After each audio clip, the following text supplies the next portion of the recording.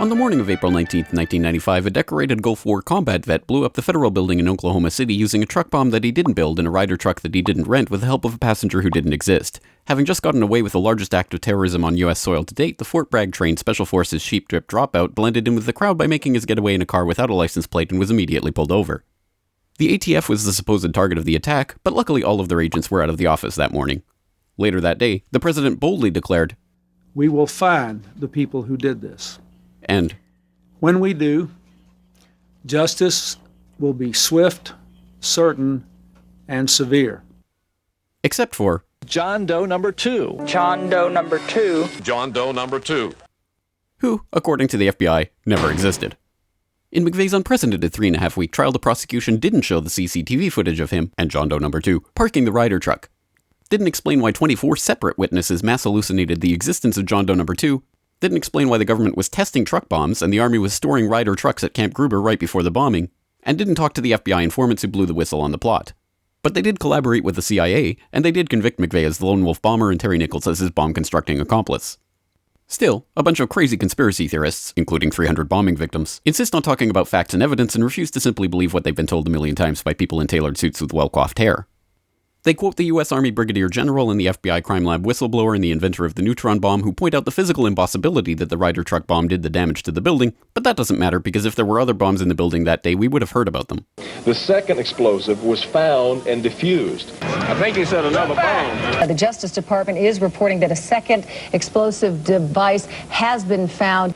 They then found a third device, which was also larger than the first. And I see another bomb truck going, so apparently they're going to try to get out that third bomb. The FBI claims to have lost the footage showing McVeigh and John Doe number 2 parking the truck in front of the Murrah building that morning, but that's understandable because the Bureau has a lot of important evidence to store. Terry Nichols insists the FBI was involved in the plot, but thankfully a judge has saved us the trouble of listening to him by preventing lawyers from deposing him. There was a bomb squad truck parked across the street 2 hours before the blast, but that just shows the authorities were prepared for anything.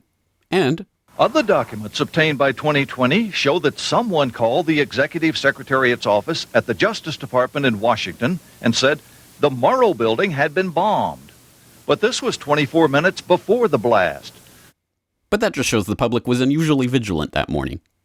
Also, apparently, before the bombing, Governor Frank Keating's brother, Mark, had been working on a novel about a terrorist bombing in Oklahoma City. Stranger still, one of the characters in the novel was named Thomas McVeigh. But that's probably just a coincidence. McVeigh wrote a letter to his sister where he admitted to being a secret Special Forces operative, and he complained to friends of the pain in his ass from an Army-implanted microchip, but that's crazy because if he didn't actually leave the Army in 1991, there would be proof of that. This man never existed, and if you say otherwise, you're a crazy government-hating nutjob who deserves to be locked in a cage for the rest of your life. Likewise, him, her, them, her, and him. And him and him. McVeigh was not executed on May 16, 2001 as scheduled because the FBI had failed to turn over thousands of pages of evidence to McVeigh's defense attorneys. But the execution went ahead on June 11th. In a highly unusual and secret agreement, no autopsy was performed. One witness said he was still breathing, and the prison officials admitted his hearse was a decoy. Then, the case was officially closed. This is the story of OKC as told to you by the same truth-tellers behind perhaps a profoundly lonely man who craved attention but found consolation in doing good. And the helicopter we were traveling in was forced down after being hit by an RPG. And we're with the rebels. And he said, "Oh, you're with the rebels?" And they started beating him. "Oh, you're with the rebels? Don't you support Bashar?" And if you question any part of this story, you are a paranoid wingnut birther, truther, tenther, prepper, conspiracy loon who should feel guilty for having been born. If you love baseball, fluffy kittens, hot dogs, Barbie, Star Wars, and freedom, you will never ever bring up any of these points ever again. Ever. This message has been brought to you by the friends of the FBI, ATF, DOJ, CIA, SPLC, MSM, and the US Army. And remember, ignorance is strength.